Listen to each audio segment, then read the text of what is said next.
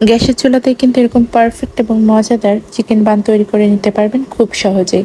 তো চলুন আজকে আপনাদের সাথে এই রেসিপিটাই শেয়ার করি। প্রথমে আমি 1 কাপ ময়দা নিয়েছি, এর সাথে যোগ করলাম 1.5 চা চামচের মতো ইস্ট, 2 চা চামচ চিনি, 2 চা চামচ গুঁড়া দুধ, স্বাদ মতো লবণ।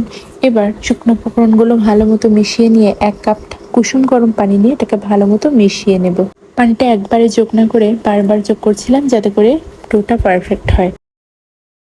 এরপর এর মধ্যে যোগ করছি সাদা তেল। তেল দিয়ে এটাকে ভালো মতো মুথে নেব। হাতের সাথে যদি লেগে যায় সেক্ষেত্রে আপনারা এখানে তেল ব্যবহার করতে পারেন, পানি কিংবা ময়দা ব্যবহার করা যাবে না। এরপর এটাকে আধা ঘন্টার জন্য রেস্টে রেখে দেবো। ওদিকে আমি ভেতরের পুরটা রেডি করে নেব। তার জন্য এখানে আমি তেলের উপরে পেঁয়াজ কুচি দিয়েছি এবং মরিচ কুচি দিয়েছি, স্বাদ মতো লবণ দিয়ে একটা ডিম ভেঙে দিয়ে দিলাম। আপনারা চাইলে শুধু ডিম দিয়েও কিন্তু বানাতে পারেন। এরপর আমি এর মধ্যে যোগ করছি চিকেনের সলিড মাংসগুলো নিয়ে একটু ঝুড়ো ঝুড়ো করে নিয়েছি। আর আমি এখানে রান্না করা সলিড মাংসগুলো ঝুড়ো ঝুড়ো করে নিয়েছিলাম। আপনারা চাইলে ছোট ছোট পিস করে এটাকে রান্না করে পুর বানিয়ে নিতে পারেন, বিভিন্ন ধরনের সস মিশিয়ে কোনোভাবে তৈরি করা যায়, তবে আমি খুবই ইজিভাবে দেখিয়েছি।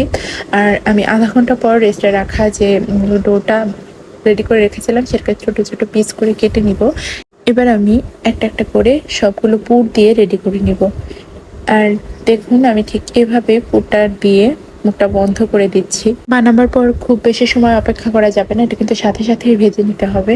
এটা বানিয়ে যে পাত্রে রাখবো সেখানে একটু তেল ব্রাশ করে নিয়েছিলাম, এতে করে আর লেগে যাবে না।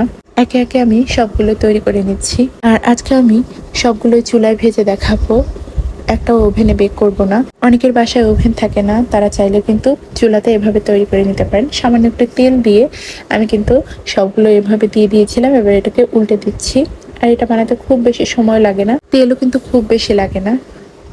ঢেকে কিছু সময় রেখে তারপর উল্টে পাল্টে বানিয়ে নিয়েছি।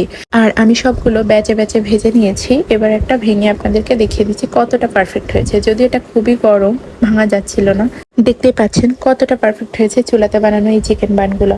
চাইলে আপনারা কিন্তু বাসায় ট্রাই করে দেখতে পারেন। বাইরের অস্বাস্থ্যকর খাবার না খেয়ে বাড়িতে কিন্তু এরকম মজাদার এবং সুস্বাদু স্বাস্থ্যকর খাবার বানিয়ে সবাইকে খুশি করে দিতে পারেন।